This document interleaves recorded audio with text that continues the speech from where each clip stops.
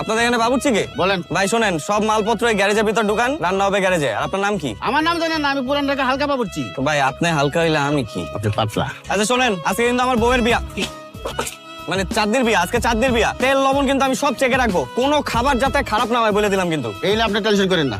ঠিক আছে। এদিকে আয়, এদিকে আয়। তেল লবণ চেক করবা? হ্যাঁ, তুমি তোমার বউয়ের বিয়েতে বাবুর্চির সাথে তেল লবণ চেক করবা? তোকে মাথার মধ্যে বুদ্ধি নাই? আমি আর কি করব?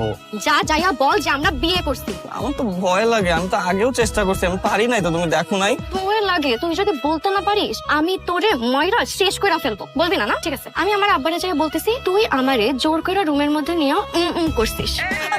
শোনো শোনো শোনো প্লিজ প্লিজ প্লিজ, এটা বলো না। এটা বললে তো আমাদেরকে বাসা থেকে বের করে দিবে। আমরা কই যাবো বলো? 6 মাস ধরে এমনি ভাড়া দেই না। আমার প্যান পানানি, তুই এক্ষুনি যাইয়া বলবি আমরা বিয়ে করছি। শোন আমার কথা। কোনো কথা না, একদম চুপ, একদম চুপ, ময়রা ফেলবো। আচ্ছা, আচ্ছা, আচ্ছা, আচ্ছা, আচ্ছা, যা। এখন যা, এক্ষুনি যা, যা, যা, আবার দাঁড়াই আসতে যা।